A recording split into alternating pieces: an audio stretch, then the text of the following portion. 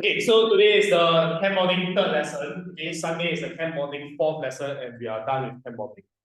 Today, okay, let me just tell you guys what we did previously. Today, I'm going to tell you guys what we are going to cover. It's a very content-heavy portion today. Next lesson, there's more application, there's more fun. All right.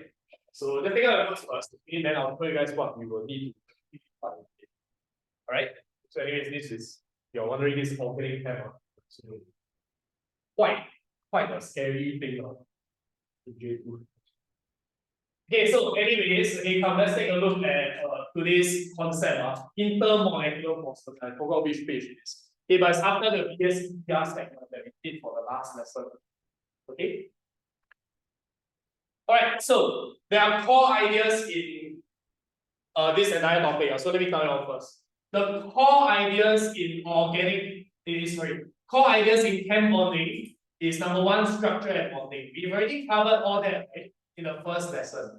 Okay, so the second lesson, right, our second core ideas for PSER today, it is all about determining the shapes and bond angles of bonds. Today we'll move on to our final core idea, which is intermolecular forces of attractions, which is, I will argue, right, the most core idea out of all the core ideas.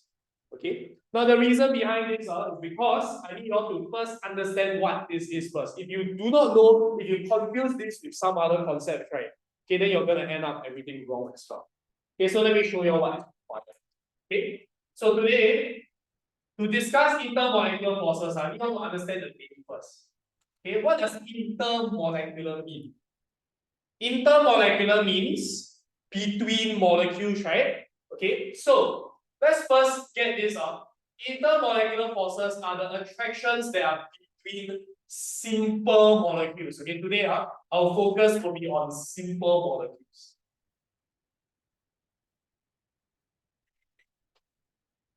Next, when we look at simple molecules, okay, we think of covalent bonds, right? So covalent bonds are in simple molecules. That's true and all that. However, you all need to understand why we are studying intermolecular forces. Okay, scientists study intermolecular forces to explain one thing and one thing to be physical properties. Okay, so what are physical properties? I'm sure you guys know melting points, boiling points. Okay, there's stuff like density, viscosity, but we don't really go into that. Our focus is mainly melting points, boiling points, and solubility. Okay, the next lesson then we can discuss solubility. Today, right, is more of an introduction to the different types of intermolecular forces.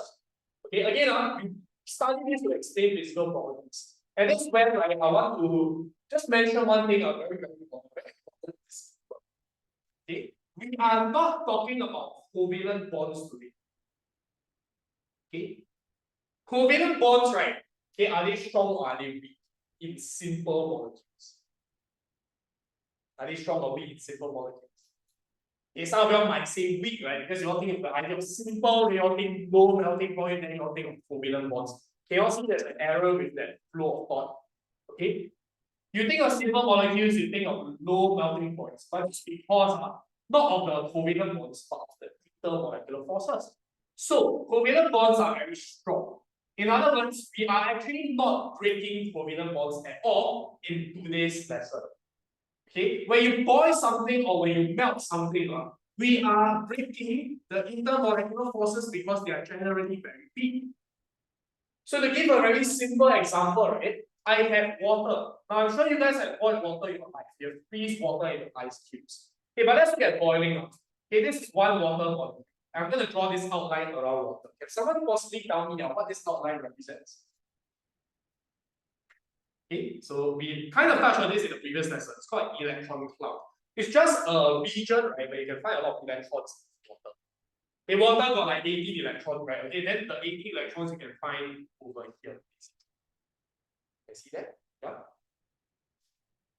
So in other words, this is what the outline represents. Okay, and I'm going to draw another water molecule because again, our water is like many molecules having interactions with each other.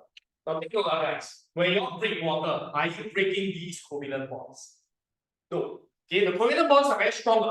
You don't actually destroy the integrity of water molecules. Okay, what you are doing over here when you boil water, right, is to break the intermolecular forces. these intermolecular forces, once broken apart, then the water molecules will be very far apart of each other, right? And that's what you learn since primary school. Gas particles very far apart because because the intermolecular forces are broken. You see that? We are not breaking covalent bonds. I say that one last time. Okay, that's not what we're going to discuss today. So because of all these things, okay, let's just look at one clarification. Sometimes questions will ask us to talk about structure and bonding. Okay, sure. Then if they want us to talk about it, you just need to mention structure and you mention bonding. Okay, but for today, my focus is on simple molecules. So the structure, I'm sure you guys also know. Simple molecular structure. Okay, that one is easy, that one's fine. But what I'm really concerned with is the bonding. Guys, could I write here covalent bonding? Do I write covalent bonds? I know the word is here bonding. There are a lot of people write covalent bonds, but take note, guys, we don't write this. Okay, what we want to write now? We are going to write intermolecular forces. You do not ever make a mention of covalent bonds. Again, the reason is very simple. Do covalent bonds explain physical properties? Okay. Do covalent bonds explain physical properties? No. So there's no need to mention it. I mean, you're not wrong for mentioning that covalent bonds, but it's irrelevant. You're just wasting your time. You should be mentioning intermolecular forces because that's relevant to explaining all sorts of physical properties afterwards. So from now on, okay, simple molecular structure, a little bit special, must mention intermolecular forces. Okay, first. So you see the bottom of page 41, right? Okay, there's a box over there explaining the differences, whatever I've explained so far.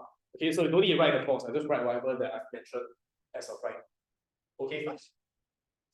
Okay, right. Then now we can finally go to the types of intermolecular forces. So we've established some ground rules first. Okay, the first type of intermolecular force, I need you to write down the full name. It's called instantaneous dipole dash induced dipole. What on earth does this mean? Can you all write the short form as well? IDID attractions. Now, you have to understand what this means. So we will go into that right now. I think last time you guys have learned van der Waals forces, right? Something along those lines. And we learned last time that van der Waals are very, very weak. So it's the same thing here. We are now using a different name, right? Because this makes there's more sense. Van der Waals is the guy's name, and it sucks. Okay, so we use something more relevant. Okay, let me tell you some facts first. Okay, you all accept these facts first. Number one, IDID attractions are present in non-polar molecules. Okay, we're going to recap a bit of non-polar molecules. Also, it is the weakest type of intermolecular force. We start with the weakest first, later we go to stronger interactions. Okay? Now, the next thing that I want to write down is not really mentioned in the notes, okay, because it's kind of implied. Okay? So I mentioned IDID is present in non-polar molecules, but I need to write this up. All simple molecules have IDID attractors. All. Doesn't matter polar or non-polar. All simple molecules have IDID. You can think of it this way. IDID attractions is a fundamental building block of life. Okay? In molecules, right, in the molecular world, IDID is like everyone by default have one. Okay, so it is a building block, it is a fundamental. Okay, and the thing is, yes, all simple molecules have IDID, but non-polar only has IDID. Okay, repeat. All simple molecules have IDID, but non-polar only IDID. Nothing else. Later we see polar have other stuff. Okay, so that's what this means. You must get this clear first. If you don't know this, later everything confused. Okay, now let's see how this comes about. Can you recap what does it mean to be a non-polar molecule? Okay. Can you remember the definition? There is no overall, not charge, dipole moment. Maybe you haven't reached that part of the lesson yet. Okay, but no overall dipole. Okay, so that write this down. A non-polar molecule, okay, has no overall dipole. This is the concept of electronegativity. Okay, so can I ask you a simple question? You all remember the electron cloud, the circle that I draw just now? Let me give you an option. For a non-polar molecule, the electron cloud is evenly or unevenly distributed. Okay, think about it.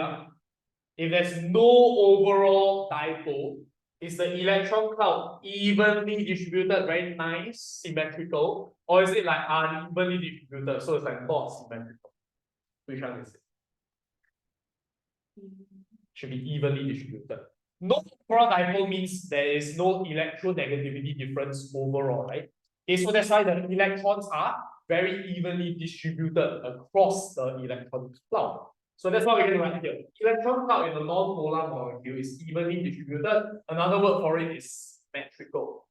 Later we will juxtapose this with other examples. Okay, but for now, right, you know this, and we're going to plot a diagram.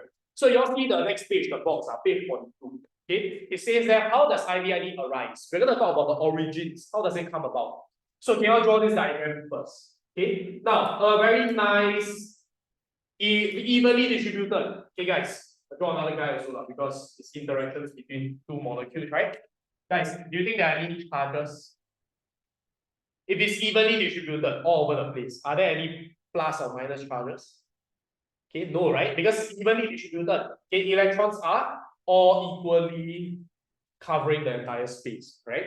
So guys, do you think there are any attractions if there are no charges? No. No charges, no attractions, then what? That's it? No. Okay, so let's explain what's happening here. Guys, I ask you a question. Electrons, are they stationary or always moving about? Always moving, right? So guys, you cannot treat it as a static idea. Electrons inside are always moving all over the place, right? So at any random point in time, at any instance, at any random point in time, the electrons can accidentally move too far towards one side. Because they are swaying all over the place, right? Guys, the moment this happens, the instant this happens, okay, will there be charges? Yes, right. Can I ask you where is the negative side? The right side or the left side? There's a lot of electrons here, right? So there should be an overall. Is it a minus charge? Is it just a minus? Is this an ionic compound? No, right? It should be a partial minus. Can you see that? Okay, that means the left side must be partial plus, because there's less electrons, so overall there's a plus charge. Again, we can't use the actual plus and minus because this is not an ionic compound. Okay, the electrons are still within the same feature. Can you see that first? Guys, you all imagine this. Okay, how would the guy on the right respond? Okay, so this guy, wait, let me just write this down first. So you all can also write this. This is an instantaneous dipole. Instantaneous dipole. Dipole is just a plus and a minus. Okay. Instantaneous means what? I just need you to take note. Instantaneous means you create on the spot, kind of, okay? At any random point in time, at any instance, right, you create this dipole. It just comes about, like, boom, okay, come about already. Okay? Here. How would you think the other guy on this side will respond? Can you imagine this? There's a crowd of people coming your way, and then there's a crowd of people coming your way. What will you do? Go towards the crowd, will you do that? No, right? Actually, it's scary, right? When there's a lot of electrons coming your way, what will you do? You also go away, right? So electrons, they will repel because there's a lot of electrons coming in. So how will the electron cloud look like? Same thing, it will be gravitated more towards the right hand side. They're leaving. And can you all see this is a chain reaction? Okay. The moment this guy goes, the guy on the next guy also will have the same thing, next. That's like the moment one guy has instantaneous dipole, everything else will create induced dipoles. Okay, partial plus, partial minus. So the guy on the right, is induced. You all know what the meaning of induced is? By definition, induce means to induce change in something, right? To induce change in someone. Okay, to induce means it's a verb, it's to create, right? So here, this dipole was created because of the first guy. Okay, so guys, can you tell me where's the interaction between where and where? Can you see the minus and the plus? The minus and the plus charges will now form attractions here. That's IB. You see that? Okay. How do we explain this? Okay, I think you all understand first that explanation is very smooth. First, it all began, right? It all began because electrons are always moving, right? Okay, so as electrons are always moving,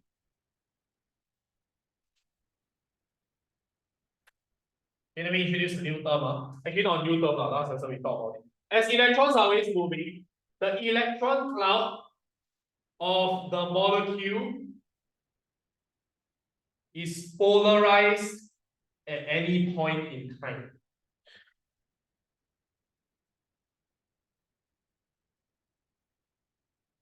Highlight word polarized again is electron cloud gets polarized. To polarize means to make it distorted.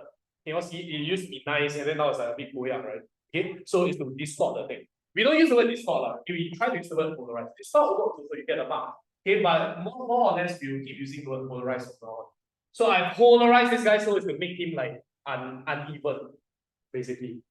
Okay. So it's polarized at any point in time. You see the idea? Any point in time implies what idea? Instantaneous. Right? Okay, so you're just like kind of paraphrasing like a GP like that. Okay, so you can just tell me this creates an instantaneous dipole. So that's the first part of your answer. Okay, and we know the instantaneous dipole will cause a chain reaction to start, right? So resulting in, when you create an instantaneous dipole, it will induce a dipole. Yeah, just use the word induce in a neighboring molecule. And that's how ID attractions come about. Okay, the keyword here is induce in a neighboring molecule. So it all started, right, because electrons are always moving. So even non-polar molecules can form interactions with each other. Even despite them starting off with no charges, it is still possible. Does that make sense? Yeah. So I hope you have this picture in mind first. Okay, one random moment it become like that, and everything else also become like that. Finish. Okay, pass. Okay, so that's how ID comes about. Now let's just go to the factors affecting its strength. Some molecules, the ID is stronger, some are weaker. So what is what? Okay, so we'll come back to this. When we look at the factors, right? Okay, let me just introduce the first factor to you guys. You all remember the electron cloud, right? The first thing you must look at is the size. Okay, so factors affecting ID attractions. Please go and start the first one. I'll explain it. The first and the most important factor is the electron cloud size. Now, how do we compare the size? How do you know something is big, something is small? Okay, you compare the MR. That's all. MR can find from the periodic table. So let me give you a simple example. Hydrogen gas versus carbon dioxide. Can someone possibly tell me who's bigger? Carbon dioxide, obviously, right? So if I were to answer this question, carbon dioxide has a larger electron cloud, which is, okay, so what's the next keyword? How you want to think about it? Is a larger electron cloud more easily polarized or less easily polarized? Remember, polarized means to make it distorted like that. Okay, so more easily or less easily. Come, let's just branch out from the train of thought. If the electron cloud is larger, right, is it further or closer to the nucleus? Okay, larger electron cloud further from nucleus. So is it more attracted or less attracted? Further means electrons are less attracted to the nucleus. So if you are less attracted, right, are you more easily or less easily polarized like this? It's more easy, you can more easily like distort it, right? So answer here is more easily polarized. So you do not need to write all these in blue. It's just for you to kind of branch out into the train of thought and see why it's like that. Whatever that I write in red is all you need to write for the answer. I repeat, all you need to write in your answer is just whatever here is red. There's only one more point. So guys, we're talking about strength, right? If you're more easily polarized, can you make a guess? Are you gonna get stronger attractions or weaker attractions? Okay. If you can polarize the electron cloud more easily, That means you get more easily formed attractions, right? So is it stronger or weaker? As in the grand scheme of things, stronger. Right? More easily formed, not just one, it's like many billions. Okay, so if the more easily formed attractions, the stronger the ID attractors. Can see that? So just bear these 3 points in mind first. Okay, these are the 3 that you need to include in your answer. Okay. And let me just clarify one thing on guys. You must compare the size, right? Can I ask you, in what situation can you not compare the electron cloud size? Okay. In what situation can you not compare electron cloud size? If the MR is the same or similar, right? So it doesn't have to be the same lah, because this guy, right, the MR is 2, this guy is 44, right? This one is obviously different. But what if you have some guy which is MR of 42, then you compare with 44? That one is considered similar as well. Okay, so go and write this down. Okay, if the MR is the same or similar, which you will encounter quite a bit, then we cannot compare electron cloud size, right? Okay, then we must look to other factors. We'll look at what the other factors are first. Okay, but what I really want to write down is this. Always compare size first. I'll leave this here, right, for the rest of the lesson, because even after learning all the other factors, right, electron cloud size remains supreme. It is the most important factor to touch first before you can consider other factors. Okay? And with that said, we'll look at the other factor. Okay, if we can't compare size, what else can we compare? So let me just briefly touch on this one, because this one is more applicable in organic chem, but they might test this very simply. Okay. So if you can't compare size, right, let me just introduce another one. Okay, that's the surface area of the electron cloud. Okay, but this one, right, okay, disclaimer, we don't use this most of the time. This is a very niche scenario. So let me show you all the scenario here. Okay, imagine, guys, I have a molecule called C4H10. It's a little bit organic already, so try to remember a bit of organic stuff. C4H10, guys, can I ask you, how will you arrange the 4 carbons? What are some ways you can arrange it? Okay, you can just put 4 carbons in a straight line, right? And then the carbons surrounded by 10 hydrogens in total. Okay, I don't draw the hydrogens. Any other ways? Okay, I can just put the last carbon, I can shorten the whole chain, right? And then put it in the middle over here. Okay, so as you can see, guys, you can see now, but can you tell me, can we compare size between these 2 molecules? Why not? Why can't we compare the size of the electron cloud? Why can't we compare the MR? Because in both cases, it is both C4H10, right? The MR is both, if you calculate, it's 58 in both cases. Okay? So if we can't compare size, then now we use this thing called surface area. Will you want to make a guess which one has a larger surface area? Okay, so maybe now you're not very sure yet. So let me give you guys another example. Imagine, let me just blow this up a bit. Imagine I have 8 carbons. Very long, right?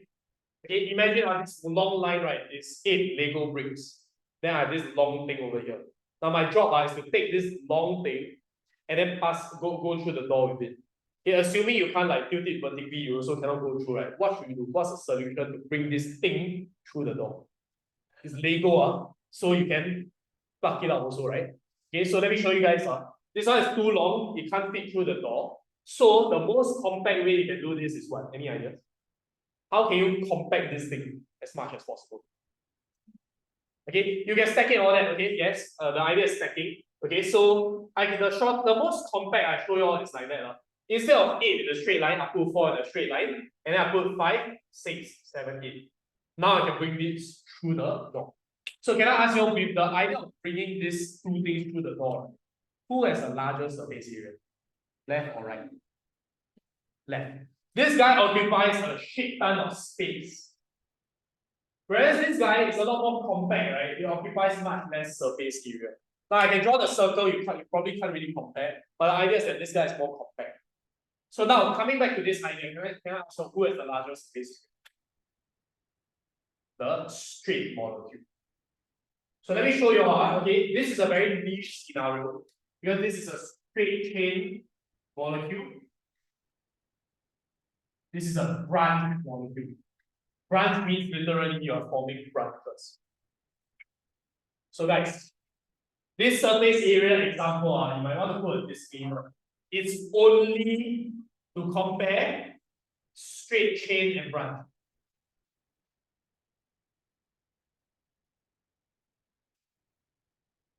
So it's a very easy way to spot this in exam.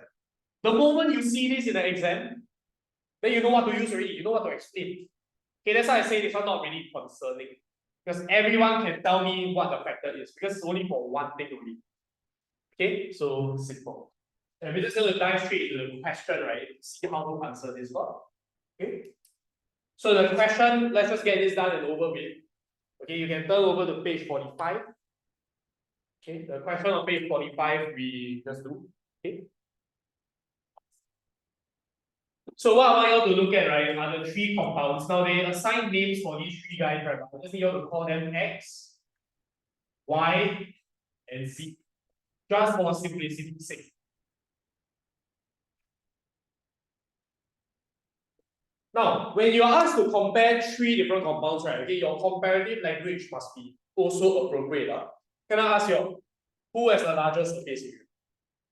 X. Because X is a what kind of molecule? It's a straight chain molecule. Whereas Y and Z are right. Okay, so we can just classify it like that first. And then in my first part, let me just explain straight chain because it's just one guy. Okay, so straight chain molecule, okay, has the largest surface area of contact. Now, if you don't write electron cloud, you can write contact. The molecules are in contact with one another. So don't you say larger because you are talking about one guy standalone among three compounds. So correct language here. Now you imagine this, guys. If you have the largest surface area, right? Do you have stronger interactions or weaker interactions? Okay. If you have so much area, right, you can form more attractions or less attractions. More. And more attractions means stronger, because you can break more, right? Okay, so larger surface area of contact will result in stronger ID-ID attractions. And because this question they asked us to compare melting points, right? What should we now end off our answer with? Stronger ID-ID attractions which require the most energy to overcome. My bad, not stronger. Should be strongest ID-ID attractors. So most energy to overcome. That's the language we use over here. Now you want to explain your answer, right? So I suggest you all go and do this like train of thought idea. Okay? This train of thought method, right, is very, very concise. Okay, then only in the exam, then you go and put this into complete sentences. As for revision, guys, I really highly advise you guys to do this method. Okay, if not, you're just going to write a wall of text. It's useless. Okay, guys, let's go over to Y and Z. How do we compare Y and Z? Yes, they are both right, but what do we need to do here? Any idea? What should we do? Y and Z. Okay, the number of branches, basically the extent of branching, right? Who is branch more? Z. Okay, so let's just mention that first. You can just say Z is more branch than Y. You want to say Z has more branches than Y also can. Up to you. Okay, Z has more branch than Y. So what? What does that mean? If you have more branch, that means your smaller surface area. There's more compact one, right? So Z has a smaller surface area of contact. Now notice my language has changed up. I'm comparing only between Z and Y. So it's two items used the word smaller.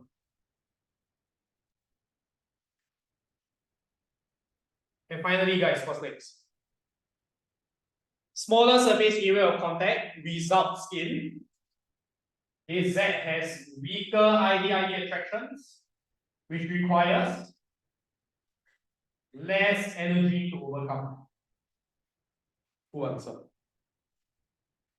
And it's usually after you do all this, then you can go and rank the structure. So perhaps I think you guys will just go and rank. Okay, follow the instructions in the question. and then rank the structures.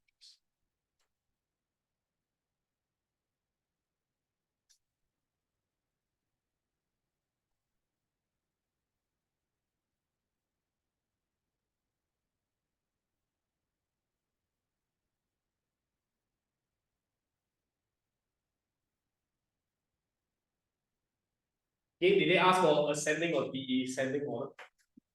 Okay, increasing, right? So just go and rank like this. Okay, guys. From now on, don't rank as X, Y, Z with commas. Use the inequality signs. Okay, that's the JC style. Okay, this is not allowed. Don't tell me 1, 2, 3 also. That one too amateur. Okay, must use inequalities. Okay.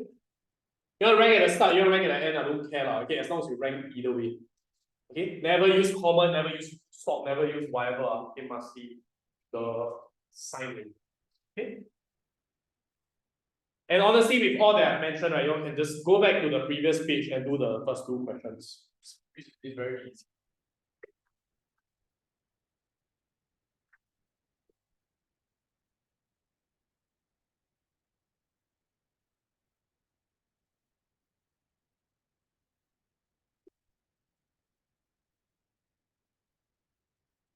Okay, just remember what is required in your answer. Don't tell me stuff that's not required.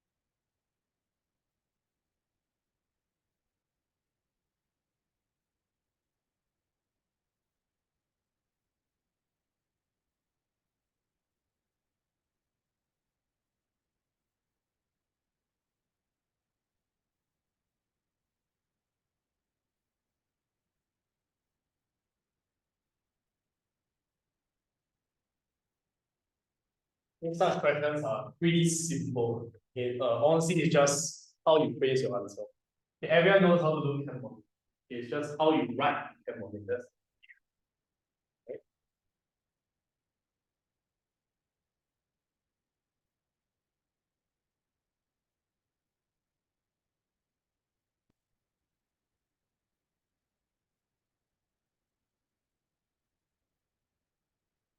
Even after Chem modeling is done by this week, in the very next Monday, right? There'll be a revision for Chem modeling already. Okay, or revised Chem modeling, you guys. Not even the tutorial, you got additional questions. Okay, but so over here, just make sure our writing is correct. PR2 should have a larger electron count. Now you don't have to tell me about larger MR. Okay, MR is just for you to see. So a lot of students tell me it's a larger MR, so larger electron count. It's redundant, you're just wasting your time. Okay, larger electron count, which is more easily polarized. Okay, so PR2 has stronger ID attractions, which requires more energy to overcome. Finish. And then in the next question, right, you do the same thing, but it's for oxygen. Oxygen has a larger electron count than hydrogen, which is, yeah, so it's the same shape, honestly. Okay, very simple. Okay, can? That's all you need to include in your answer for the marks. Okay. Yeah, nice. Okay, so start to get a bit more advanced really. We just talk about the most fundamental interaction only. Okay. Okay, next. Once done with this, okay, let's take a look at the next type of interaction. Do you see? Okay, so the next type, okay, I'll go right now the full name also. You all need to understand where this comes from. Okay, it's called permanent dipole. Permanent dipole. Okay, so permanent dipole interactions. So you repeat the same thing twice. PD in short. In exam, right? Okay, by the way, in exam, you can definitely write your short form. But honestly, from my experience, it depends on the teacher. Some teachers, yeah, I don't know, just very anal about you writing the full thing. But honestly, does it really matter? Does it add value to your learning? No, it doesn't. Okay, so PDP attractions, what is it for? Some facts first. Number one, I'll tell you first, it's for polar molecules. Polar molecules have PDP attractions. Okay, but can I ask you polar molecules have PDP attractions, but is that it? Does it only have PD attractions? What else does it have? ID, right? Okay. You know our Kaplan compound. The failing polar, right? Failing gradient. Copper 2 plus tartrate there. OH. First way. Remember the tartrate itself. That's right. No, because in the exam they got sometimes give the procedure, right? You add copper 2 plus, then a few drops of tartrate, a few drops. But you're reading can just write. Can just write failings, yeah. Okay, guys, anyways, PD attractions, right? Okay, also has ID attractions. Take note. Because again, as I mentioned just now, right, all simple molecules have ID attractions. Okay, but on top of that, polar molecules have permanent dipoles. Okay, we'll see how this ties in later. Okay, once again, in comparison, non-polar molecules only have ID. So now you have a side-by-side comparison, so it's very obvious as that. Okay. Now, next. After all this is said and done, right? There's another fact that I want to mention, but I think let's get there. Okay, I'll go and tell you all first. Okay. Can you recap this up, guys? Polar molecules, what's the definition? They have a what? Just now, non-polar molecules have no overall dipole. So, polar molecules have an overall dipole, right? If you have an overall dipole moment, it means you have electronegativity difference. So, think of electronegativity difference. Can I ask you, a polar molecule, the electron cloud is evenly or unevenly distributed? Uneven. The electron density is not evenly distributed because of the more electronegative atom. Does that make sense? So in this case, another word for it is asymmetrical. Like just now you all see, right? Okay? In this case, is the electron cloud like this or is it something like this? Which one? Left or the right hand? Okay, uneven, so it starts off with the right one. I need you to draw some parallels with what we have done just now. Just now, it started off as evenly distributed. Now, we start off as unevenly distributed. Can someone tell me what are the partial charges again? The right side has a partial minus. Left side has partial plus. Okay, so guys, polar molecules, let me draw another polar molecule. The guy beside me is already unevenly distributed. It is already polarized. Can see where the word polarized, how about polar, right? It's already polarized. So guys, can you all see these attractions, are they here temporarily or permanently? Permanently, it's there already, right? So that's why this PDP attractions.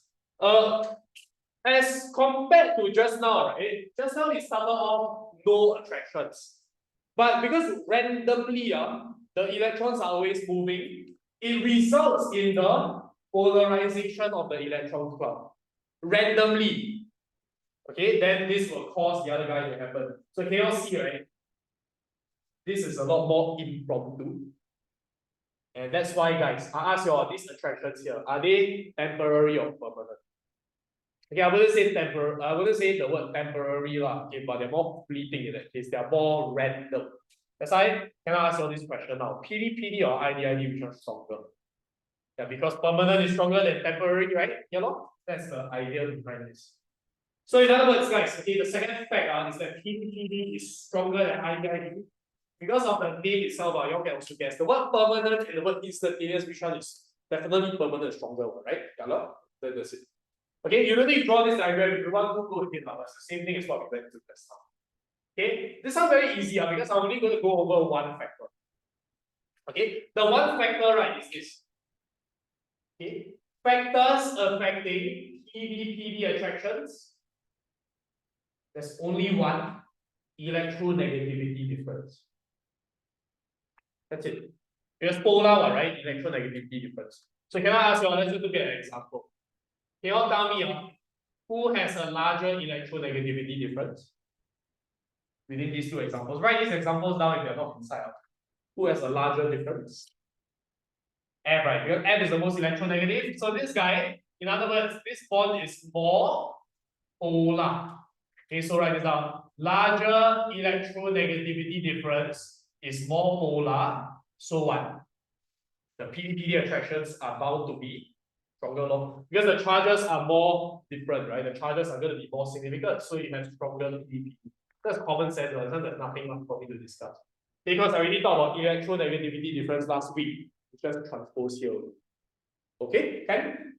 But what I want to talk about, right, is not just this. Okay? What I want to talk about is on the next page. And the box at the bottom of this page actually will say something also. But never mind. Here I'll emphasize on this again. So you understand over to the next page. Okay. So guys, take a look. We have this question, right? Let's take a look at the data in this question. Okay. And we try to answer this.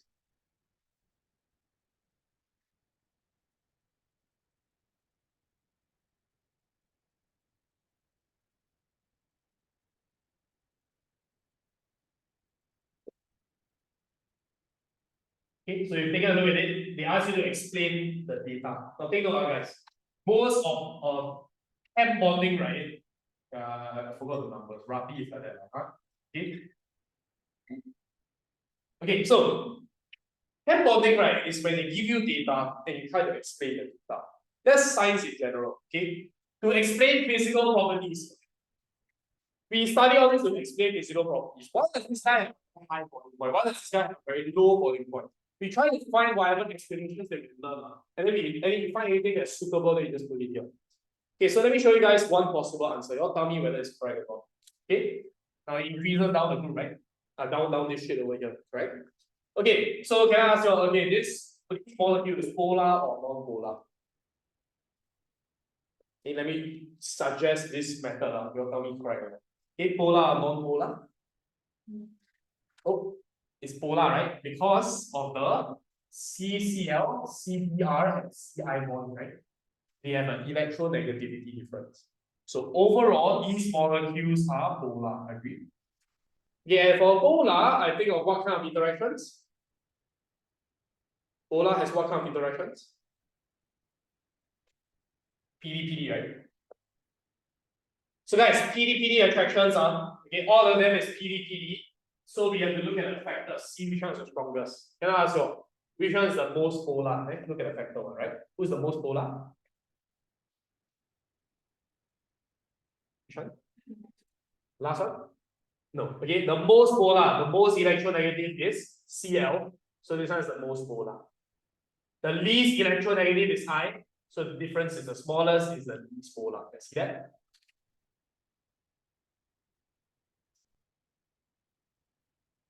So guys, you take a look at all this. Most polar implies what? The PD attractions are the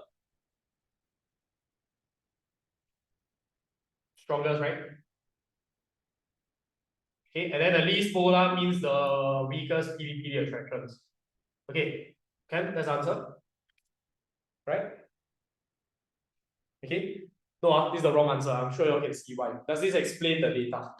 No. It doesn't explain the data, definitely wrong. But why? I thought, correct, all polar, you look at whether the electronegativity difference. Then you look at the strength, why wrong?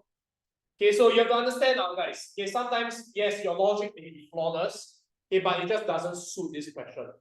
Because what other explanation should we have considered first? What must we have considered first before we even look at PDP, etc.? I haven't erased this part yet, right? Must compare size first. Can I ask you what happens when you go down the group? What happens to the electron cloud size? It becomes larger. You go down the group, the electron cloud size increases. So, which is more easily polarized, right? Which leads to what? It's the same explanation as before. Guys, does this explanation fit this question? Yes. So use this explanation. Then you may be asking me, hey, I thought they are polar. How come polar you can talk about ID-ID attractions? Can I talk about ID-ID attractions for polar molecule? Why can't? Let's come back up here.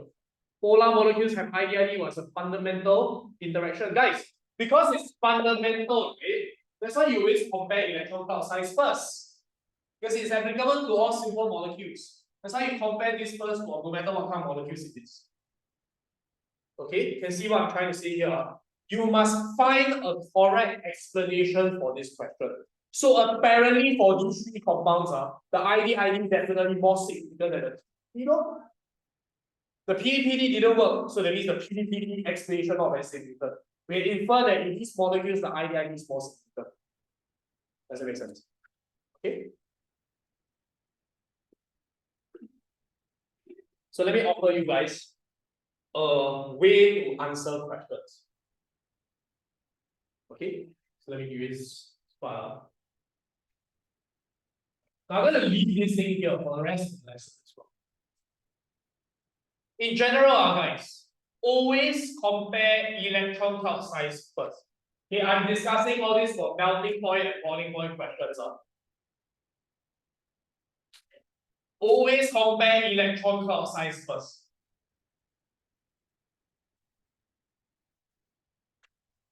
Okay, but sometimes the electron cloud size explanation doesn't work, right? If it doesn't work, then what do you do? Go to the secondary factor, which is then to compare the type of intermolecular force. What do I mean by type? We have learned two types so far. Like for example, PD can be stronger than ID. Later we see some more questions, then I'll come back to this. Right now, you don't really understand this yet, never mind. Okay, I'll come back to this. But for now, yeah, choose the correct explanation. In this question, the first one works, so you don't even have to care about the second. All good so far. Okay, so with that said, let's move on to the third type of interaction. After this, after we're done with the third type finish, then we can do all the other questions inside. Okay, but the third type is quite long. Okay, so let me show you guys what's necessary here. Okay, so any questions so far? Oh, good, Okay, so what we're going to do now, hydrogen bonding, the last type of interaction, is quite long. And because it's quite long, right, I'm just going to go over one part first, then we take a short break afterwards. Okay? Anyways, guys, the third type of interaction is called hydrogen bonding. Now, before I move on to anything else, can someone possibly tell me, right, why I'm not a fan of this name? You remember the first part of the lesson. Why am I not a fan of this name? Okay, I don't know why they call it hydrogen bonding. I don't like how they call it hydrogen bonding. Because guys, can I ask you all first? Hydrogen bonding, is it a covalent bond or is it an intermolecular force? No, that's why I see confused already. Okay, guys, hydrogen bonding is a type of intermolecular force. That's why I don't like the name. It causes confusion. Today, I already said I'm not discussing covalent bonds. I only discuss intermolecular forces. So just a disclaimer, the bonding, I really don't like the word here. Okay, but this is how they call it, so it can also be, we have to accept it. Okay, hydrogen bonding is an intermolecular force, and I can tell you a few facts first. Okay, it is for polar molecules also, but the difference is it's only for a very exclusive club of members, FON. Why FON? What was FON? They are the most electronegative elements, guys. because they are so electronegative, they create a new tier of interactions. By right, polar is just PD, right? Normal, right? You all can think of it as like, you know, got premium service and then there's like first class, business class and first class, the same idea here.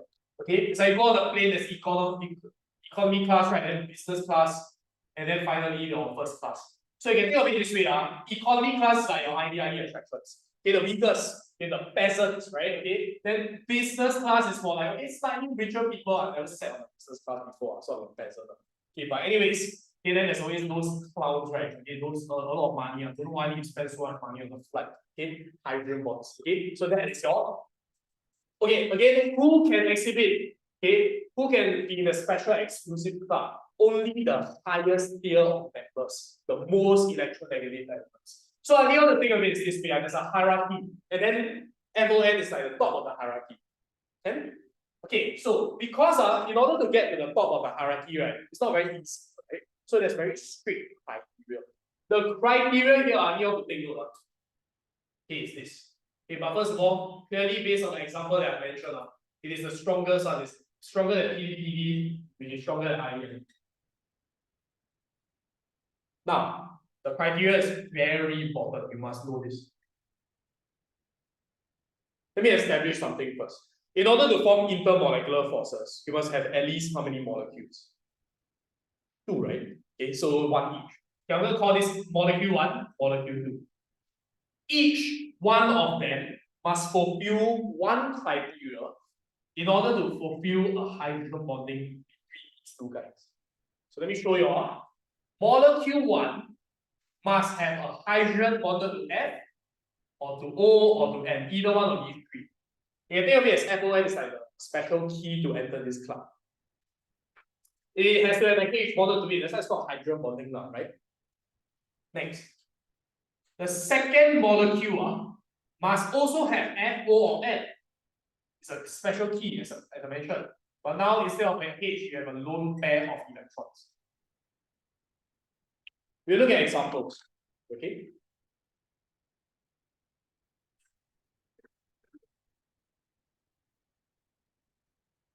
Guys, I just want to clarify this.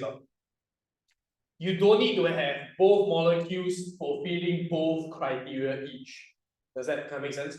You don't need this guy to have 2 criteria, this guy to have 2 criteria, then to form the hydrogen bonding. No. Okay, so we'll write this down. Each molecule only needs to fulfill 1 criteria each. I repeated the word each because not because of the typo. Okay? It's necessary for me to repeat the word each. Each molecule need to have 1 criteria. Okay? So we will see what this means in a bit. Okay, never mind. If you still don't understand this, it's fine. So guys, polar molecules you need to check on. Polar molecules, if you can fulfill these criteria, you will have hydrogen bonding. It's not part of the peasants, which are PDPD attractions. But polar molecules that can't fulfill this, right, they no choice are peasant in PDPD attractions. Okay, now take a look. What we're going to do now, right, is to look at water. Water is the most straightforward. And let's draw 2 water molecules in the box. Okay, so we have 2 water molecules here. I think how to slowly check with me now. We need to check whether this guy can fulfill hydrogen bonding. This guy, what criteria does he fulfill? 1 or 2 or both? Can you all see water can have a lone pair on O, but it also has an OH bond? This is one of those rare cases where the molecule has 2 criteria. But never mind, you just need 1 each, right? Does he have the first criteria? Yes. Okay, so I just put here N1. This is the OH bond. If this guy fulfills the first criteria, the other molecule must fulfill the second criteria. You can see that 1 each. Don't need to be 1 and 2, 1 and 2. No, just 1, that means here must. Does this guy fulfill criteria 2? Does he have a lone pair of O? Yes. So perfect. This guy can. And guys, now we're going to draw the hydrogen bonding diagram. I tell you all first, this one is free 2 marks. If you are careful, it's free 2 marks. If you all anyhow draw, I'm sorry, I can't help you with it. Okay, so free 2 marks. How do we get this? You have 3 things to fulfill. Don't write this down. Okay, I need to see partial charges in pair.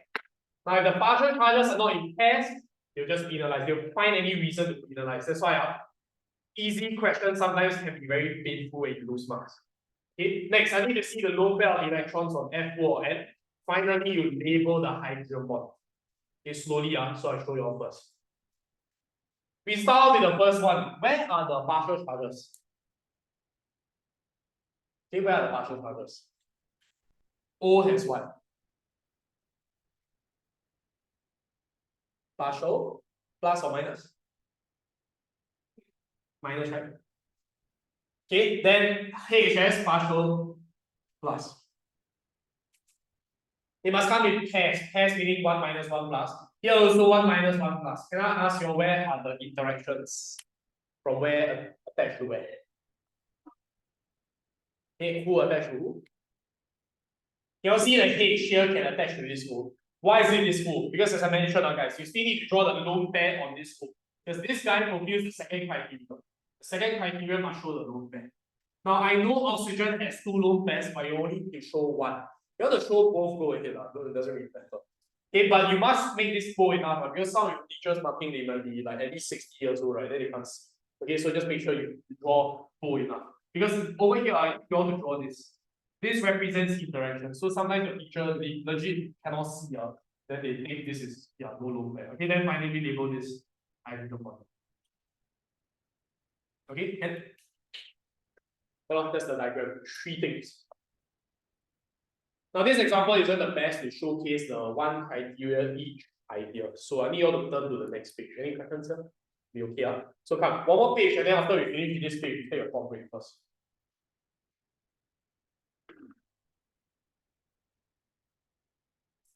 Okay. Look at this question. I need you all to try part A first. Okay.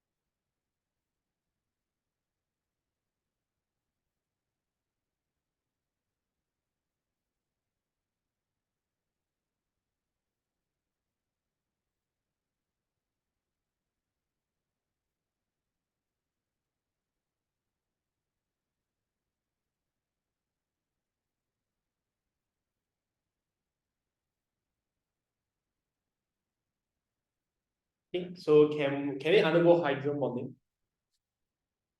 Okay, so it says that the highlight is the words with itself. So the keyword with itself means you can draw another one of these guys. Okay, then how do we check for the hydrogen bonding? Okay, so first of all, what do we do? Okay, this guy, you look at one guy, which criteria does he fulfill? First or second? Okay, so he has a lone pair on oxygen, right? In fact, he has 2 lone pairs, so yes, he fulfills the second criteria. That means this guy must fulfill the first criteria, but does he have the first criteria? No. Okay, so the answer here is very simple. Okay, just tell me there is no H bonded to O in methanol. This is quite simple. Okay, and with that said, I need you guys to try part B. Okay. This is a common mistake, which I'll talk about later. So you try to figure out why.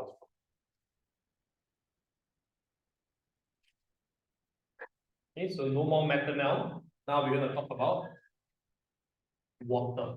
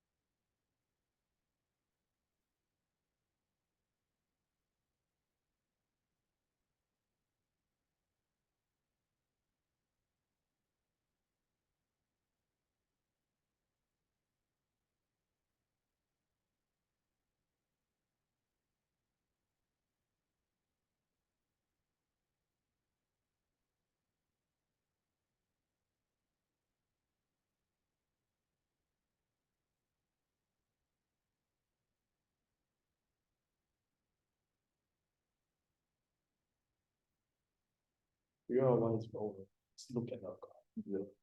So we have the two criteria. You must know who fulfills which criteria. Right now you've got the criteria mixed up. That's why you get this answer.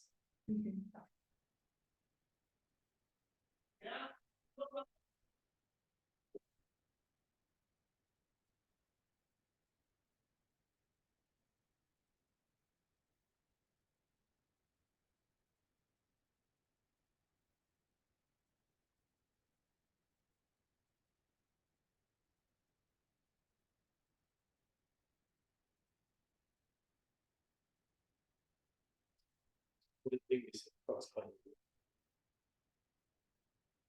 Yes. Let's start with pairs.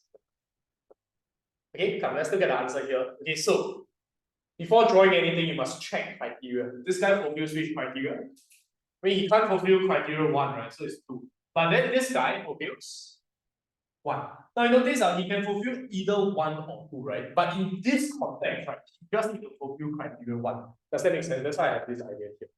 Okay, the common answer that a lot of people like to draw, right, is this. Case of oxygen and then everything labeled.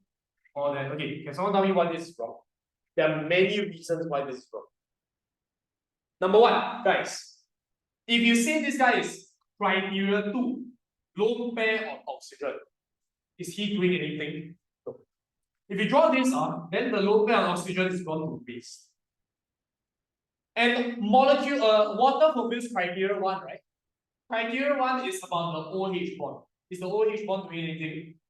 No. Currently, can you all see you're using is lone pair. For what? It's a conflict of criteria already. That's why you end up with this answer.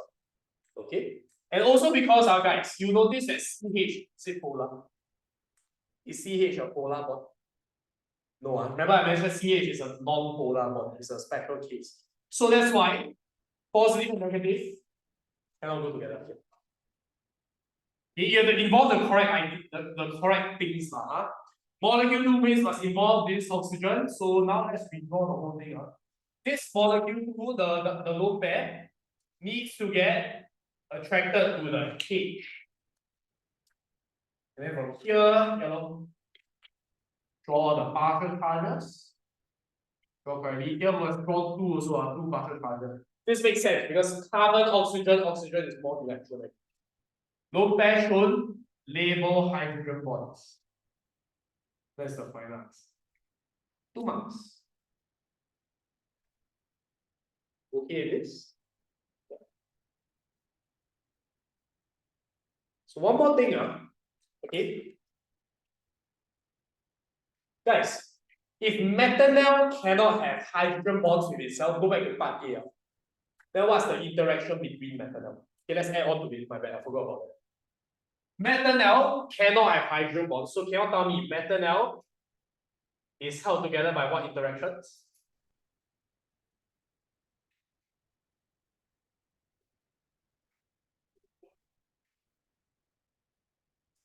First of all, guys, remember all the 3 interactions that we have learned.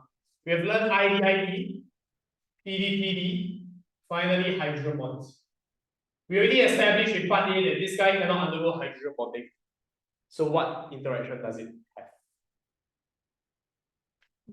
Okay, good. PDPD. Why? As methanol is a what kind of molecule?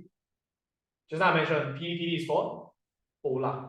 Okay, as you can clearly see, there is an overall dipole moment. If you can't remember your dipole, this is how it looks like. Okay, methanol looks like this. CH is non-polar, nothing to do with that. But the CO bond is polar because O is more electronegative than C. The electron, the dipole moment is pointing upwards. Since there's an overall dipole, methanol is a polar molecule. But for polar molecule, you must consider, is it PDPD or is it hydrogen bonds? Here we established that it cannot be hydrogen bonds. So it can just be PDPD attractants. Any other interactions that you have? Also has IDID, but guys, okay, sometimes you don't really need to say IDID because if all simple molecules have IDID, then it's a bit redundant to say that it's IDID also, right? It's like you are kind of, it's implied that it's IDID. So don't need down. Okay, what you need down means that yes. If you want to write, it's fine, but then to really get the point across, that polar is like PDPD, so you must use this. Okay? Can? Okay, perhaps let me give you all one more compound, right? Then you all tell me whether can form interactions.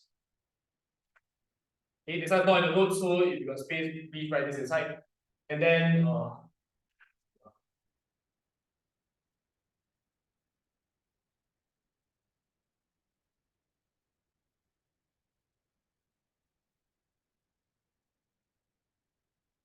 in this molecule, this functional group is called an ester. Okay, so you can refer to this molecule as ester. Okay, so same thing. Can it form hydrogen bonds with itself? And number two, okay, with ethanol. Okay, if you don't know what ethanol is, yeah, tell us first. Actually, you know what? Screw ethanol. It's too easy. With this compound.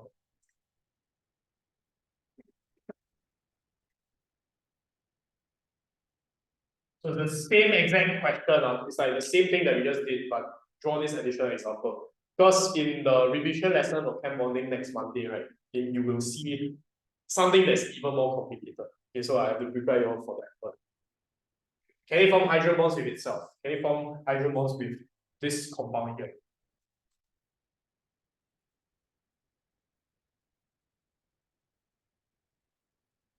And if can, please draw a hydrogen bonding diagram.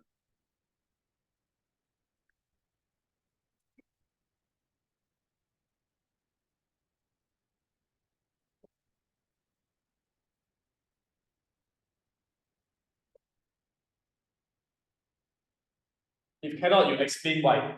If can, you draw a hydrogen bonding diagram.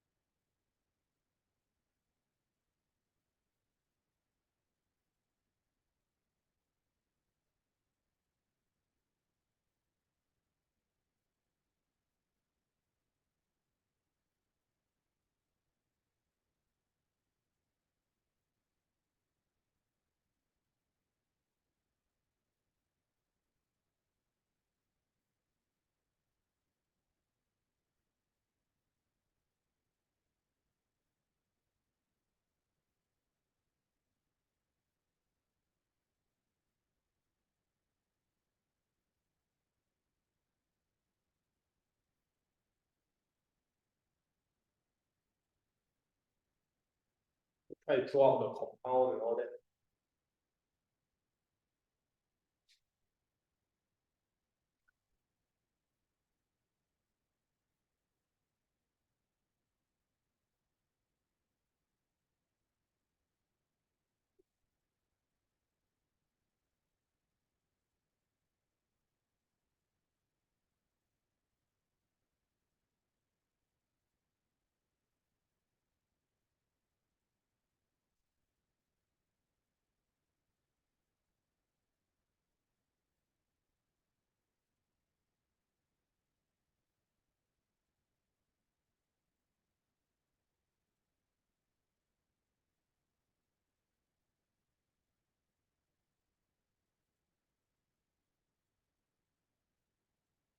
Okay, so perhaps we answer the first part while you're drawing the second one.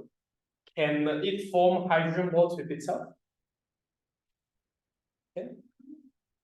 Cannot, right? Okay, what's the same reason again? You draw another one of these esters. The O is not bonded to any H's. So cannot. So A definitely cannot. B can. Okay, but the hydrogen bonding diagram, just be careful, is a little bit big, right? Okay, so we try this out. Ester, this guy fulfills molecule 1 sorry, criteria 1 or criteria 2. He can only fulfill criteria 2. So you need to force this guy to fulfill criteria 1. Does he have criteria 1? Okay. You can clearly see an N ordered to an H. Okay, so this guy is criteria 1. Now, can you all see oxygen, does this oxygen have a lone pair? Have. Does this have a lone pair? Also have. So you can use either one. Yeah, let me just use this. Okay, draw the lone pair involving a hydrogen bond. So how it looks like is like this. If when you bond to the H, right?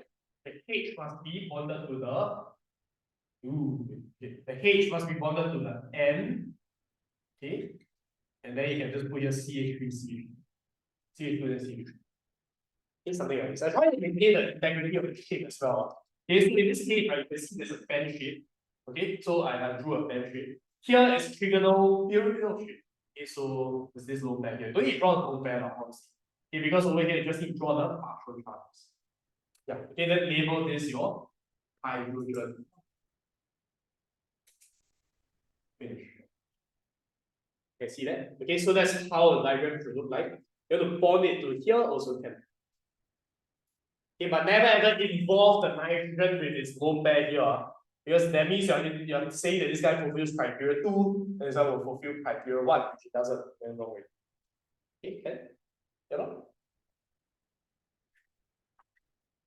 Any questions? No, okay, so make sure you all know the criteria very well. Then later I can move on to the rest.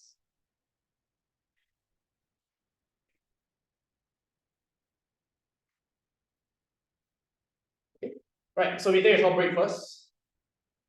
Wow, sport seems 12. Then like class 0 break. Constantly just keep going. And immediately after the start of class, and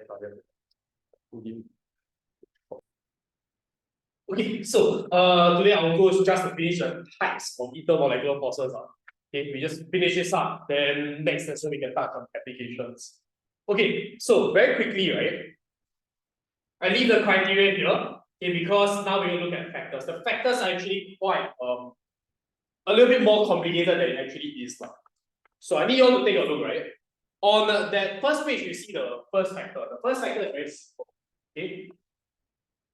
Okay. Actually, let me rewrite this. Okay, so the first factor is electronegativity difference. It's the same as like P, right? Okay, because now the difference is now we got HF, HO, and HN only. I mean, you don't have any other polar bonds in a hydrogen bonding diagram, right? You know? So you take a look at this, right? Can I ask you which one is the most polar? Same thing.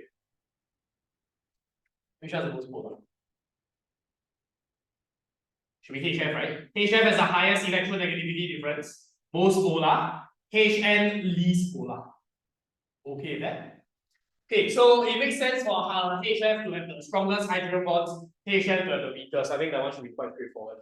Make sense? Okay, then now, right, I'm just gonna read this here first. Because it makes sense, right, that there should only be 3 bonds. Okay, then there should only be 1 factor. Okay, so now to study this factor portion, right, I need you all to basically turn to the next page, page 51. Because on page 51, right, we have 3 examples. Very, very basic molecules. Okay, and we're gonna like rank the structures. So I don't want you all to look at the question yet. I want you all to tell me what is your expected ranking. Can you all tell me who is the lowest boiling point out of the 3? HN, H2O, and NH3. Okay, which one has the lowest boiling point? Okay, NH3, right, because it's the least polar and all that. Okay, followed by who? It should be by water, then finally to HF. Okay, so this is our expected based on 1 factor. But guys, now we observe the actual set of data. The actual set of data tells us, right, there's NH3 first, okay, that's still correct. But then afterwards is HF, highest is actually water.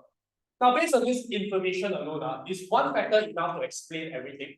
No, that's why we need to have multiple factors in order to explain shit like this. Okay, we have to cover all grounds. Now, we look at it one by one. When we compare these 2 guys, right, can we use the electronegativity difference factor? Does this explain this? Yes, it still explains this. So guys, we can still use electronegativity difference for this first portion. But quite clearly, right, water doesn't allow us to do this. Water, we cannot compare electronegativity difference because it conflicts. So we need to introduce another factor. Okay, and the other factor we're going to talk about, right, is this thing called extensiveness. So these 2 factors hand in hand can allow us to explain 90% of all the different scenarios. So the second factor here, what does extensiveness mean? It refers to the number of hydrogen bonds that a molecule can form. So I say this again, the number of hydrogen bonds formed per molecule. So I'll ask you guys a question. If one molecule can only form one hydrogen bond, is that extensive? No, right? One molecule form one hydrogen bond, form one, okay, you can get the idea. But if one molecule can form two hydrogen bonds, is that extensive? Yes, right. Because 2 become 4, become 8, 16, 32, it exponentially increases, right? So you can clearly see that if one molecule can just form two hydrogen bonds each, then it will be very extensive. And if it's extensive, is it stronger or is it weaker? Stronger one, right? Because if the more bonds you form, the more you need to break, so it's overall stronger. You can see that? Okay, so how do we measure extensiveness? The question is, right, how do we count the number of hydrogen bonds formed per molecule? So guys, let's look at an example here. Okay, I want to look at NH3 first. Now do remember one thing. In order to form one hydrogen bond, or just one, right, we need to fulfill two criteria that we mentioned earlier. So what we're going to do now, let's just talk about the criteria again. Okay, we have an H bonded to F, O, or N. That's the first criteria. Second criteria is need to have FON with a lone pair of electrons. Okay, by taking a look at these two things, guys, can you look at NH3? How many of the first criteria does it have? 3. Okay, good. So I have 3 NH bonds. But guys, and second criteria, how many lone pairs are there on N? Lone pairs are electrons not involved in bonding, so 1, right? Okay, 5 electrons, 3 used in bonding, so 2 not used in bonding. Guys, if you have 3 lone pairs, 10 bonds and 1 lone pair, how many hydrogen bonds can this guy form? How many? Remember, you need 1 each to form 1 hydrogen bond. So this one can only form 1. You can see that this is kind of like the limiting factor, the limiting region that you guys have learned in redox. Okay, and over here, 1 hydrogen bond per molecule. Okay, so we just need to repeat the same thing for the rest. We try HF now. Now, guys, how many of the first criteria does HF have? Just 1, right? It's very obvious. 1 HF bond, but guys, how many lone pairs of electrons are there on F? 3 lone pairs, good. Fluorine has 7 valence, 1 used in bonding, so 6 not used in bonding, so 3 lone pairs. Again, guys, how many hydrogen bonds can this form? Just 1. So basically, you just need to look at the limiting factor. Okay, you have extra lone pairs, no use. You have extra HF bonds, no use. Now we repeat the same thing, right? Okay, or before that, before we look at water, is there a way for us to compare extensiveness for these two guys? Can we compare extensiveness? No. Okay, the reason why this guy has a higher, larger melting point is because of electronegativity difference. Since they both form the same number of hydrogen bonds per molecule, extensiveness isn't a valid reason in the first case. So now you notice it's all about looking at the data and choosing which makes sense. I'm choosing right now. Alright? But then we finally repeat the same thing for water. Guys, for water, how many OH bonds are there? Very obvious, 2. How many lone pairs are there on oxygen? Okay, 2 also, right? So guys, how many hydrogen bonds can water form per molecule? 2. And that's why, guys, we can clearly see from the data that electronegativity difference doesn't allow us to explain why water is so high, but extensiveness does. This guy forms 2 hydrogen bonds per molecule, very extensive. Does that make sense? Okay. And because of that, guys, we can pretty much explain our answer already. Okay. So by looking at this, okay, we need to explain our answer into 2 parts. Okay, it's a 3-mark question, quite heavy. Okay, we explained the first portion. So you can tell me that F is more electronegative than N. So when you talk about the atom, you talk about electronegativity. But when you talk about the bond, HF, you talk about polarity. Say again, atom, you talk about electronegativity. Bond, you talk about polarity. Okay? So if you are more polar, it means what? Okay. HF has stronger hydrogen bonds than NH3. Okay, which requires more energy to overcome.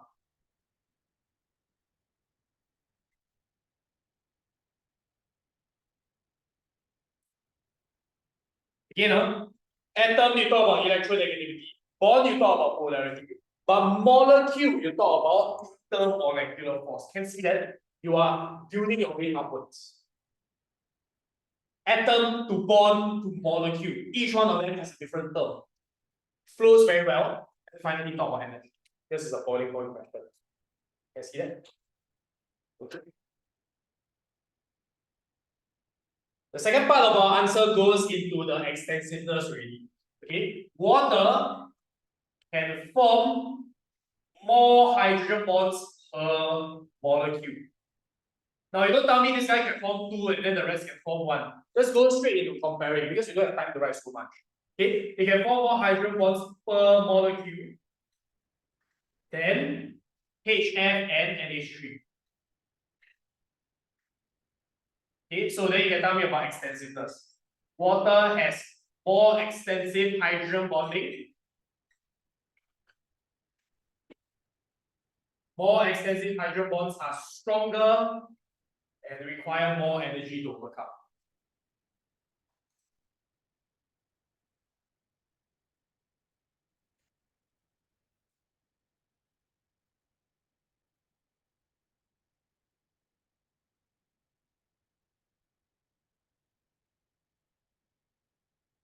Okay, so fundamentally, guys, I am always going by the flow format. Okay, wait, just look at this first. Extensive, strength, energy. So I'm still using this format that I taught you guys initially. It's always factor, strength, and then energy. You apply this to structure and bonding, but I did tell you guys also, you can also apply this to intermolecular forces. As long as you can fulfill these 3 points, okay, your answer should be enough. Okay, factor is usually the one that you need to explain more. That's why here you justify more, like this part is the factor. Okay, can? So overall 3-mark question. So guys, I highly suggest if you want to study these 2 factors, right, you just take out this example here and then just use this to revise this bottom. Okay, good. Can? Okay, and with that said, right, let me just go over one more example. So we skip question 2 first because this one you all can do it later yourself. Okay, but I'm going to use question 3, right, to explain the final factor. We've gone through 2 factors already, but now let's touch on the final one, which is a little bit more complicated because it utilizes some organic chem concepts. Okay.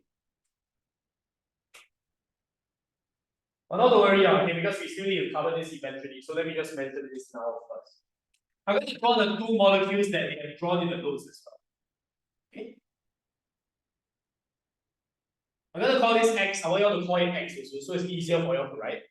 And then call this guy molecule 1. Now they throw these 2 molecules in your face and they want you to discuss this factor. Who has the higher melting point? Now guys, fundamentally, don't need to think so much yet. Go back to our main framework. You look at the melting and boiling points, right? You must first compare the electron cloud size. Can I ask you, the cloud size in X and Y, are they the same or is it different? Different? Sure. Look at the MR of the molecule. You notice the MR is the same. Actually, what's the difference between these 2 molecules? The only difference is, no, not surface area. I'll come back to that again. The difference in the position, right? This one is stuck here, then this one is now stuck here. Right? But overall, if you count the number of atoms, right? Okay, the number of atoms overall is the same. So the MR is the same, we can't compare size. You see that? If we can't compare size, some of you tell me compare surface area, right? But no, surface area is only for straight versus branch questions. Is this a straight versus branch scenario? No, it's not. It's just the positioning on the ring is different. Okay, so we have to look at the type of intermolecular force. Can I ask you first? When we look at the type, okay, Okay, what type of intermolecular force is dominant in these two compounds? Okay, first of all, polar or non-polar. We only learned 3 interactions. So is this polar or non-polar? It's quite obviously polar, right? Because of all the O and the H and the N and the O, right? Okay, but can it form hydrogen bonds? That's the question. Can, right? Okay, can you see there's an OH?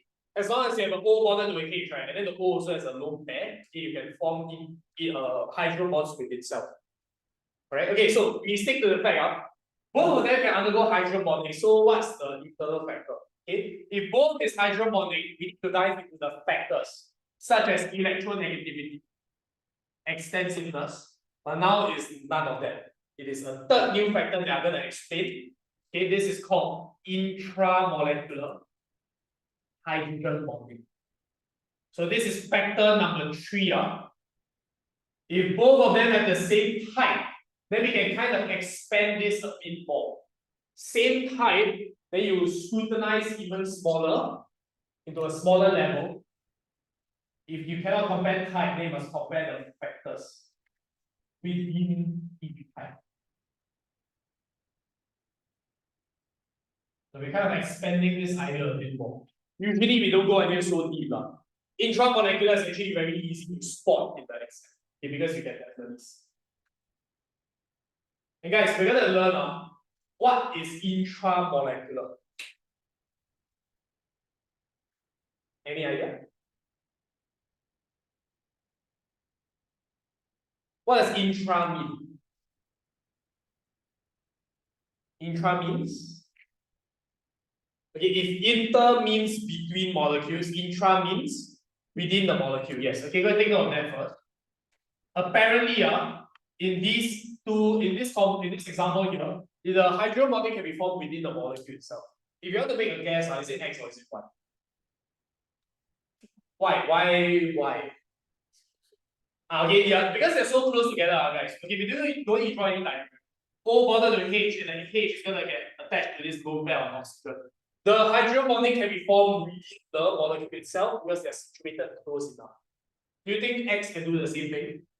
No, because they're too far apart, they're like literally opposite, right? So this guy can only exhibit what kind of hydrogen bonding? Intermolecular, right? But this guy then can exhibit what? Intra. Is it only intra? Guys, take note, yes. He can also exhibit intermolecular hydrogen bonding because you have other molecules, it fulfills the criteria. But here, right, it just happens to, also form within itself. So it's an additional thing.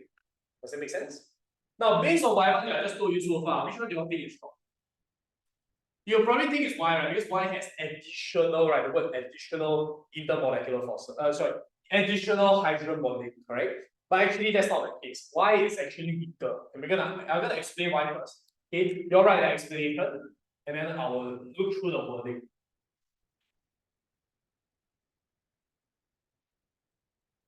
It's a rather advanced concept here.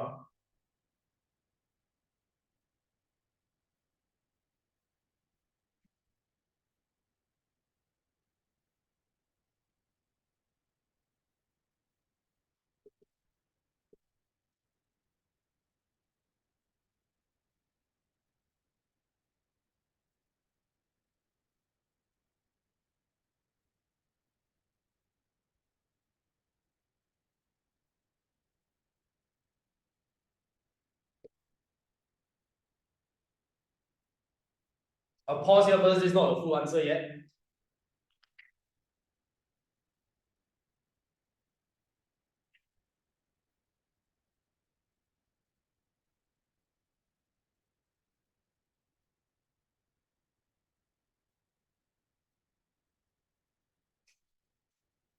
I need to highlight a few words. Okay, so there's intra, of course, but I come back to inter and the word causes. Yeah, finally extensive. So to put it simply first, intramolecular hydrogen bonding will actually undermine the intermolecular hydrogen bonding. Okay, it will actually compromise on the intermolecular hydrogen bonds. Okay, what does this mean? Okay, because you can think of it as this way. Okay, if it forms within itself, right? Does he want to form as much with others? No. Over here, he's not restricted to forming with himself. So he'll just form with others, right? Okay, he'll try his best to form with other structures, so it's very extensive. But here, because he tries to keep to himself, right, he will prevent it from forming bonds with other molecules. You can think of it as this way, as an introvert. Introverts like to keep within themselves, right? So they don't want to mix around with others. Okay, but then over here, this is like an extrovert. An extrovert, okay, likes to, they derive energy from, mixing around with a lot of people. Okay, so over here, having some like introverted qualities, right, will actually minimize your extensiveness. Okay, so to put things simply, right, okay, I need you to think of it this way. The intramolecular hydrogen bonds will cause the intermolecular hydrogen bonds to become less extensive. What a lot of people will write is this, pay close attention. Okay, so a lot of people will write the intramolecular is less extensive than the intermolecular. Wrong. It is the correct way, this is wrong. Okay, it's not a A versus B situation. Okay, this is an A versus B. No, it is an A leads to B situation. So cause and effect. Then you may be asking why. Why do we need to link back to intermolecular hydrogen bonds? Because can I ask you all, how do we explain physical properties? We explain physical properties by, okay, no, not really. Physical properties are explained using intermolecular forces, right? So if you are trying to talk about their melting and boiling points, which is a physical property, we still need to eventually link back to the intermolecular hydrogen bonding. You cannot just tell me intra, because intra does not explain physical properties. So it's intra causing inter to be less extensive, then we can link back to physical properties afterwards. If you tell me intra is less extensive than inter, then it doesn't explain physical properties, so it's the wrong type of explanation. You can see that? Okay, so the wording here is the word cause, and you need to bring back the idea of intermolecular. And because of all of that, then we can end off our answer. Less extensive means what? Okay, Y has weaker hydrogen bonds, okay, which require less energy to overcome. This part is very simple.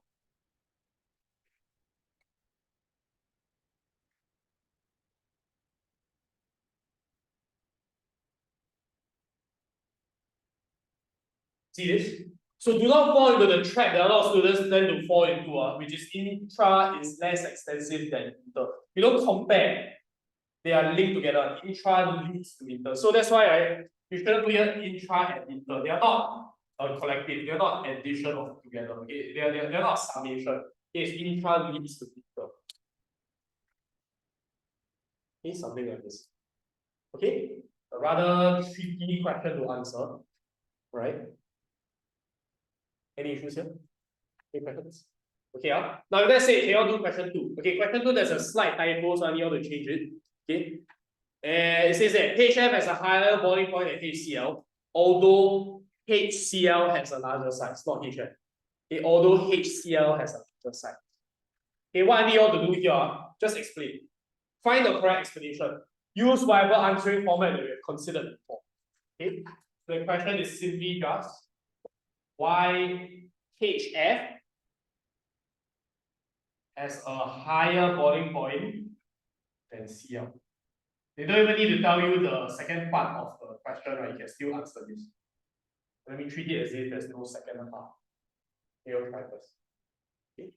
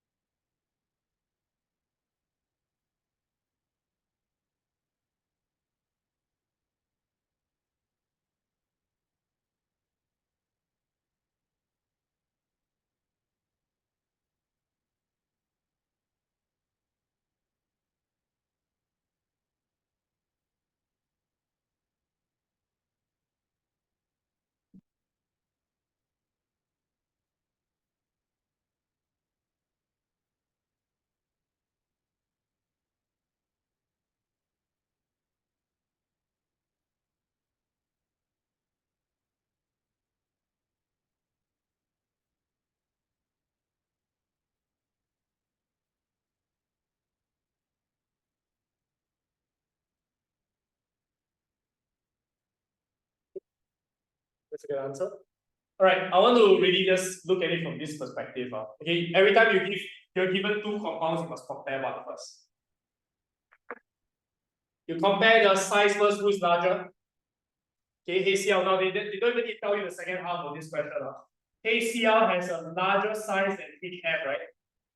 So what does that usually mean? HCl has stronger IDID, right? But is this factor significant enough? Okay, no, because they tell you that it's a higher boiling point. So guys, it is still a fact that it has a stronger IDID because it has a larger size than HF, right? But it just doesn't, it's not enough, okay, because it has other factors at play as well. So if we can't compare size, then we compare what? Type. What's the type here? HCl is what kind of interactions?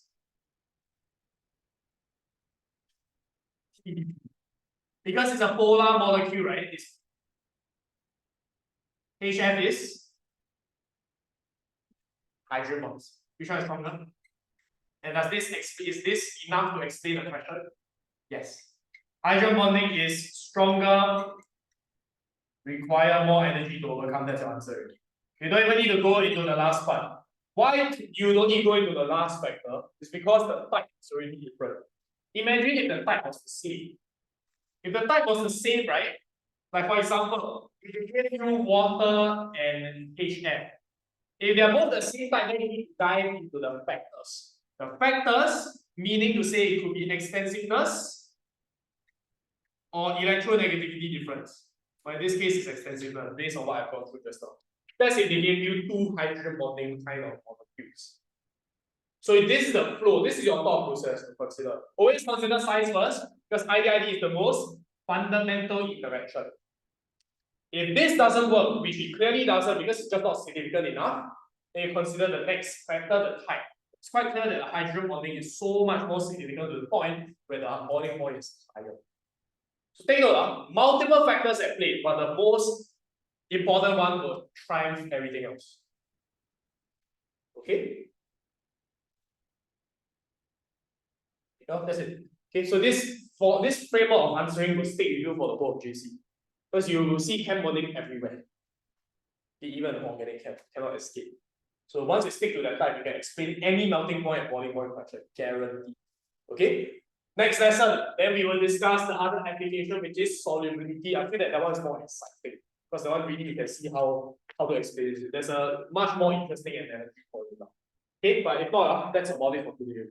Okay, so see you guys on Sunday. Okay, Sunday, last chem bonding lesson. Please bring the tutorial, don't forget. That one's the most important part. Okay, and that's it for today. And yeah. Okay.